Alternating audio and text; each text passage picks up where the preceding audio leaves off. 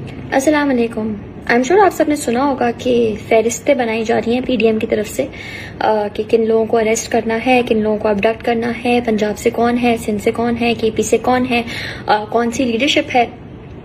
Free advice to whoever is making strategy.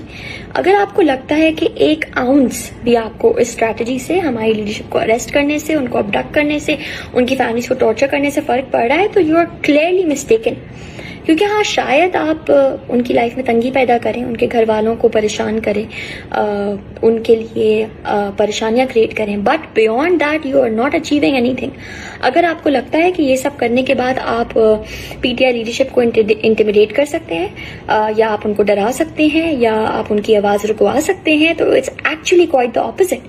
Because پہلے تو آپ ان کو, جن لوگوں کے آپ یہ فہرست میں لسٹ میں نام ڈالیں گے, ان کو پہلے آپ نے سرخرو کر دیا. آپ نے پورے پاکستان کو, پوری دنیا کو بتا دیا کہ یہ وہ لوگ ہیں جو عمران خان کے ساتھ کھڑے ہیں, جو پاکستان کے ساتھ کھڑے ہیں, جو نہ ڈرتے ہیں نہ جھکتے ہیں. اور دوسری بات یہ کہ اس لسٹ میں جن لوگوں کے نام ہیں, اگر آپ کو لگتا ہے کہ پکڑنے سے وہ ڈر جائیں گے, چپ ہو جائیں گے, تو it's actually quite the opposite.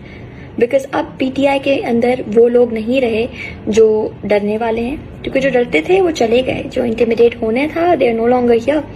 اب وہ لوگ ہیں جو کھڑے ہیں, جو لڑیں گے, اور ان تنگیوں کے باوجود انشاءاللہ سرخرو ہوں گے. تو آئی تھنک اگر آپ کی جو بھی اسٹریٹجی کرتا ہے wherever this is coming from, خود ری اسیس کریں, ری تھنک کریں کہ یہ فہرستیں بنا کے, تنگیاں پیدا کر کے آپ اچیو کیا کر رہے ہیں.